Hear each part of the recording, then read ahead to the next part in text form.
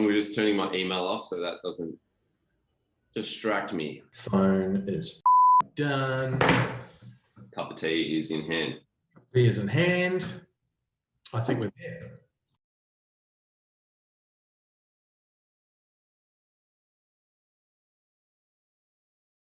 So I guess one thing that's been interesting has been management expectation, or maybe disappointment. Maybe that's a better word to put it. Expectations for bands through COVID. It's obviously been really tricky to manage like how the artist is feeling, and especially artists like the VANNS who are kind of having their moment, I'd say, or like at least breaking from being a band who's sort of been chipping away for quite a few years, and now, you know, they had a feature record, it's just connecting. They did a sort of a great Leica version that really kind of connected through, started selling a heap of tickets, but, you know, we're unable to complete the tour, or have yet to be able to complete the tour. I guess, how did you manage that as a manager? Like, what was, you know, how did it play out with a band just constantly disappointed? Were they frustrated? You know, tricky time for everyone, you know. So how did the band feel about it? Yeah, I think, I mean, there's two sides to that, and one is that I would say obviously it was a difficult climate for everyone, and so I think that there was some comfort in that everyone was affected in a similar fashion. So oftentimes I think the most kind of deep frustrations within a band, or where a band feels really, where a band feels that life and circumstance is unfair, is when they've worked really hard or they've realized some success, and then they come to a point where they miss out, but it's them, and they see their peers going on to do great things. In this particular example, it was industry wide, and it affected us as a management team as much as it affected the artists as well. And there was a different dynamic to that. One would be that we as a management team were looking to find solutions, and I suppose trying to predict the weather as to where we could find opportunities for the band, and that led to some good choices down the way. But I also think that the band is actually quite a strong band. Like, they're quite a resilient band. And I know that I had other artists who definitely felt the impact of COVID-19 more acutely on a personal level, but the VANNS had a little bit more kind of intestinal fortitude through the circumstance. And I think that they used the opportunity to write, and they were good to work with. That doesn't mean that it wasn't hard, and it doesn't mean they and we, fell off the rails at times, but it was certainly one where we felt like a team, and we felt like we were all trying to solve the same problem from different angles. So that I think was positive. But, again, it's trying to keep things updated. It's trying to look at what the realistic, situation is. I mean, I remember my first call was actually around to the band was actually around potentially some overseas plans in the UK not coming off. And I rang them in a hotel room in Los Angeles early March, where I'd gone over for South by Southwest, and everything was being cancelled. Every meeting was being cancelled. Everything was just being iced. And I said, look, I really don't think these opportunities overseas are going to play out in the next 3 months. We've just got to review that. But, we can come home and we'll get on with the tour. And it was like, everything just shrunk and shrunk and shrunk. And so, it was at that point that I think, we were all searching for what is the bottom of this. You know what I mean? I think that was initially the first 3 months. What is the lowest this can go? And I think that when we had a handle on that, I think things slowly crept back into a good place. Yeah. Shall I ask you a question? Yeah, absolutely. So, from a four-tone perspective, one of the things that anyone who participates in the music industry is that it's a chaotic way to make money. It's dynamic. There's no certainty. You're taking bets on your artists. You're taking bets on yourself. You're taking bets on the market all the time. What was it like from your perspective when your primary business focus, which is to put on shows, gather people together, and do that nationally and grow an artist's career through a series of actions and strategy through, booking shows, finding the right festival appearances, putting them on with the right bands. You'd start a year and you'd have a plan, but we all know how plans go. They change based on what's responding and what's reacting, and that can be all sorts of things. But we do that on the basis that society and the economy runs a certain way. So there is a stability to what we're doing, even though we're doing something chaotic. We're on some form of stable ground. What was it like at your end when that stable ground fell away through COVID, where all the usual expectations we can have to manage chaos become exponentially more dynamic? And well, I mean, it was terrifying, really. I mean, it was awful. The whole thing was awful. The thing that was odd was it wasn't like, I guess with hindsight, it just feels like we just stopped for 15 months or something like that. But as it was happening, that wasn't really the narrative, or at least that wasn't the narrative that anyone was sort of willing to admit. I think, so I think March was sort of whatever, March last year was the time it went, okay, it all kind of went to shit. But at the time, Australia was in a relatively good position, I think, as far as, cases were low. So, and this had never happened at least in my lifetime, like a worldwide pandemic, and obviously anyone's lifetime really who's under the age of 100. So for us, it was just like, it wasn't like, it was just this rolling like dread that just kept going and going. Like initially it was like, okay, we've got a shitload of shows to kind of cancel, reschedule, move, just dealing with how are we going to do that. We were, as a business, we were sort of, Fortune was about to roll into our third year. So we'd sort of had this great first 2 years, and we had a lot of shows coming up, and we're just in a good spot for our third year in business. And you could just see this domino effect of like, oh, that's cancelled. Oh, that's cancelled. And it was terrifying, to be honest, because the lack of control was a thing that was quite hard to deal with. We couldn't, like, you just didn't know when it was going to end. So we would think, like, as I was saying, like, we didn't know it was going to be 15 months of no shows or whatever it ended up being. We just thought that it was going to be 3 months. So we were booking, the VANNS is a good example. They had their tour, I think it was March, right? I think it was going to kick off in March 2020. I think we moved it to May. Didn't we move it to May potentially?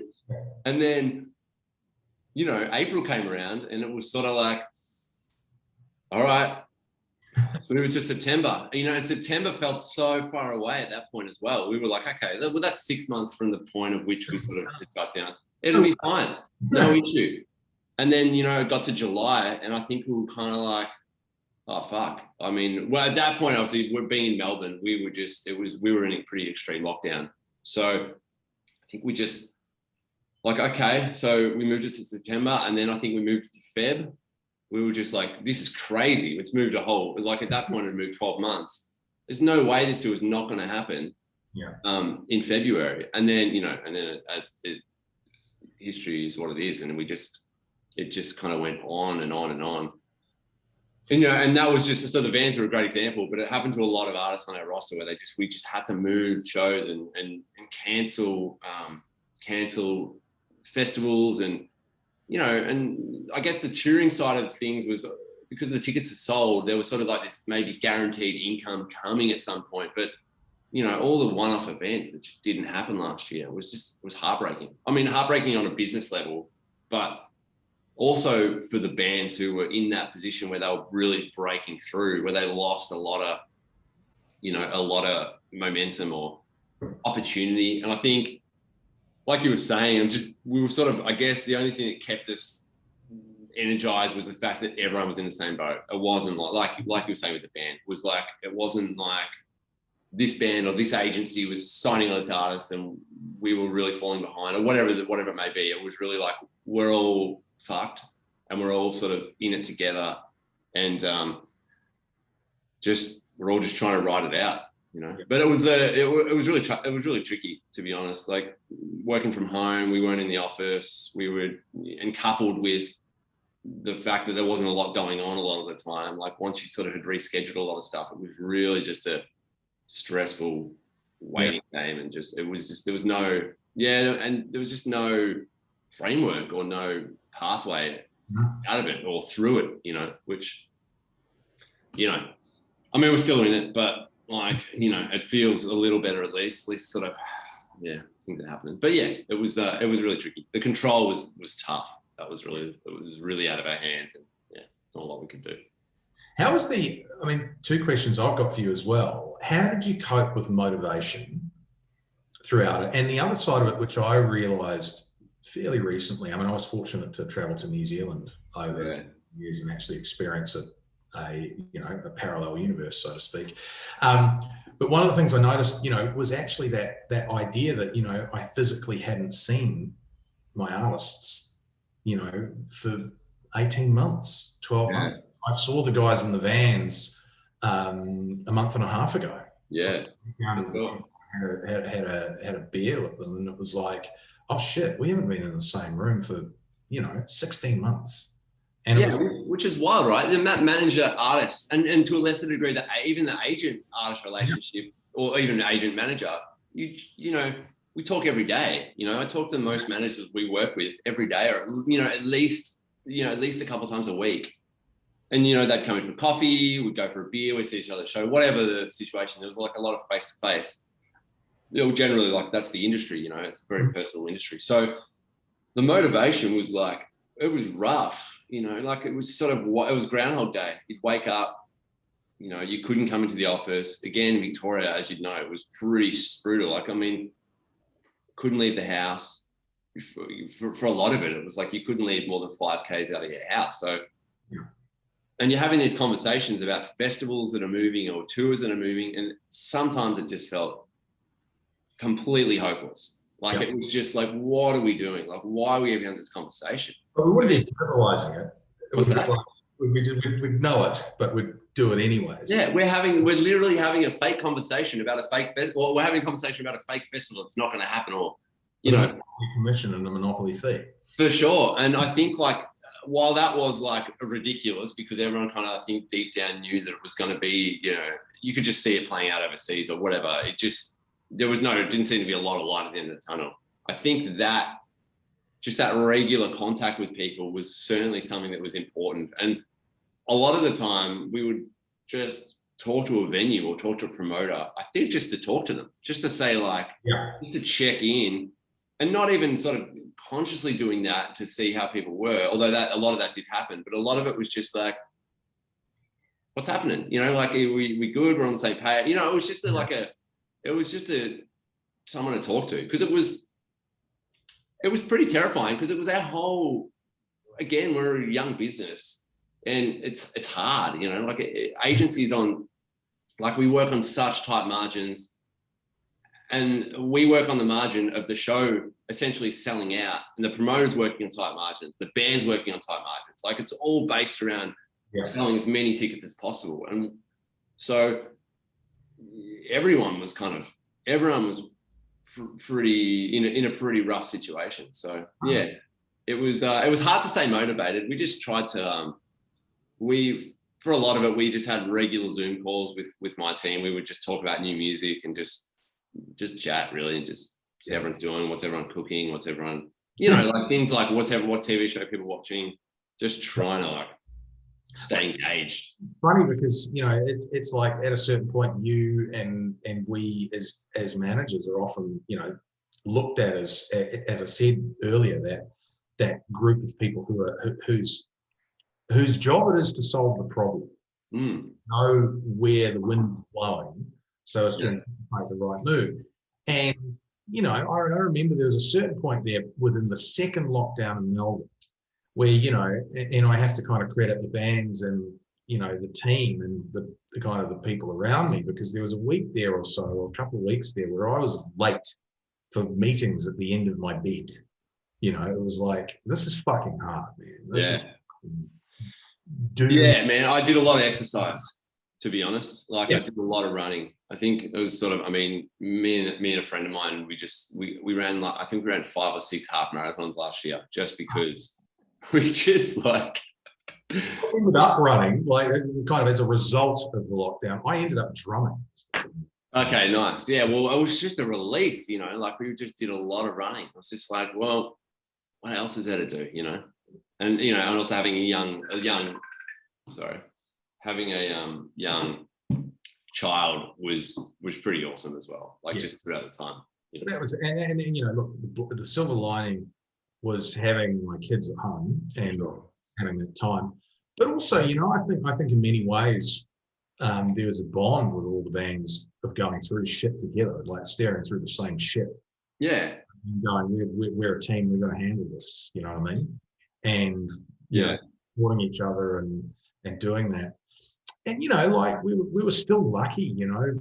The VANNS had a couple of opportunities that came up that, you know, I think we were really grateful for. Like there was a Hungry Jack's commercial that, you know, was a real blessing when it came through. You know, perhaps we wouldn't have looked at it the same way if things were normal, but it was something that we were grateful for and managed to keep the fire stoked. I also think, you know, there was an ability to work with Support Act and JobKeeper and those kind of things and try and make that work. And you know, some of the other guys had jobs that sustained. And I think for you and I in Melbourne, there was a reality that a lot of our artists faced because they weren't in the same state, where they could keep the fires burning a little bit more on a personal level than we could. Yeah, for sure. For sure. Yeah, I mean, as you, like with the VANNS doing the Hungry Jack stuff, I think like you're right. Maybe that wouldn't have happened, but for us as an agency, like we just, you know, doing I guess a little more of the corporate appearance or whatever it is, like just something that didn't involve a live show was important to us. While it was good to bring in some income, just to do the work that it was involved in doing those sort of deals. It was just something to do just to keep us like engaged, you know. And I think they're a unique band, I think, in the sense that they've got quite a broad appeal, the VANNS is. So it was cool to be able to kind of, you know, work with you guys and be able to do some of those slightly, yeah. Maybe that wouldn't happen if they were touring, and you know, I mean, it was obviously somewhat financially driven for everyone, probably, you know. So yeah, and I think, you know, and it was fine. It was cool. The other thing that, you know, I found quite interesting is the band also, you know, did some really great songwriting and bonding over that time, and that's kind of played into this. They've got Red Light, which I love, and they've written other songs out of it. So there was definitely, you know, hitting pause, creativity to flourish. But the thing I think you and I really found amazing was that the profile of the band and the love for the band and the ticket sales for the band just kept exponentially increasing. It was like every time we cancelled the tour, we'd sell more tickets. And what was the you know, the kind of like, how did we start? I think we started with 2 shows. So yeah, it was really odd actually. Like we didn't, to see the band essentially break. I mean, like I've been their agent for since 2015, and you know, we were just always chipping away. They always had a good little buzz, or they could always sort of like sell a couple hundred tickets in each market, and it was always positive. But it was just sort of like, it was sort of slowly moving. And then I guess Triple J feature record end of 2019. Tour announced, and it started strong. I remember because the previous tour they'd done, it was like, it was okay, but it was like, okay, yeah, you know, we need something needs to, yeah, it was fine. It was just fine. And but which was the Red Eye tour at the time, I think, when we announced that, like sort of just not too long after the feature record, and like obviously a lot of Triple J play, there was just a palpable change. I thought, like, we sold out a Howler really quick, and this was all in full capacity because it was pre-COVID. So the Howler sold out really quick. We announced another one that sold out really quick. Newcastle sold out super quickly, the first Brizzy. And it was like, it wasn't odd, it was exciting, but it was interesting to see, like, nothing was really, and then COVID came and they just kept selling tickets. And as we re-announced the tour and as we moved the tour, it just kept selling. And we added the third Howler, we added a second Brizzy. And, you know, when we added Sydney, we didn't have Sydney on the play. They'd done the Metro the last time. We thought, all right, we'll leave Sydney off. And we thought, well, fuck it. You know, we'll just, you know, like Wollongong sold super quick. You know, they sold 500 tickets in Wollongong sort of, you know, within a couple of months. So yeah, and it's sort of like there's been this 12-month journey where we've got to the point now where we're like, okay, well, there's a new single coming. let's retain. I think I had that idea of like, okay, well, what are we going to do here? Like, we've got a new song. Let's, you know, and we chatted about that. And we're like, okay, well, let's rebrand the tour. So keep the tickets, add a couple more shows, you know, package it up with a new single. And then it kind of went bonkers. Again, we added the forum. We consolidate the shows, put them in the forum, added a corner, added selling quickly, added a second Sydney. Yeah. So, and I remember we were kind of saying, well, why don't we just not tour them for another 3 years and we could do Rod Laver Arena? That's what, yeah, that, you know, that's I mean, it'd be interesting to know, like, we've had a few tours on sale and some of them have gone that way, but it's not a given that they're just going to keep selling. So, and we had very little return every time we announced a new tour, a new show or a rescheduled date, there was very few refunds. So it was sort of, it's, you know, I think it went from 6 shows to 15 shows. And that was sort of, and the problem we had was everything was in full capacity. So we had this kind of complicated, you know, we can get into that, but reshuffling of venues and trying to work out how, you know, I think initially we were let's just move the show so we can do them in full cap mode. But I think now we're kind of like, okay, we've got to get these shows done. So, you know, we've moved to the forum just so we can do the show, you know. But it's very exciting. Like, how's it for you? Like, it's. I mean, it's amazing. I mean, but it's literally like, what are we at now? We're going to go out in July. That's like 15 months. Yeah. And we're sitting over 5,000 tickets now. So 15 months. Yeah. Well, yeah, and we would have started. You know, it's been a great one, and they deserve it, like they do. And it's funny. It's so hard, and you know, have put so much into it, and they deserve it. You know, and it plays into the that idea of the, you know, people might look at them and go, oh, they're a new band or whatever. But I mean, they've literally been slogging away since, I think their first release was 2013, maybe. And they were babies. Like, I think they were teenagers when I started working with them. So they're only still like mid-20s at the most. So, and fantastic cheekbones and jawlines. They're very handsome men. So, you know, I'm sure that it doesn't hurt. But yeah, it's just, I don't know. It's been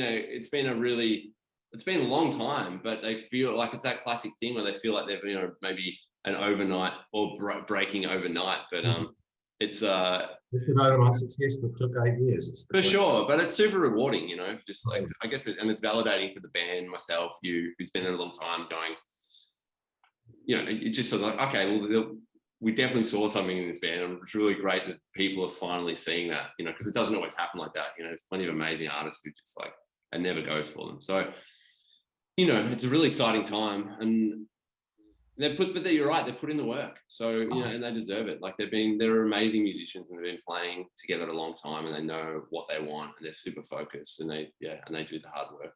You know, it's cool. Well, there it is. COVID-19 with the VANNS and Fortone and exciting time for that band. Really, it is. Can't wait to see how it goes. Yeah, awesome, man. Thanks, Ed.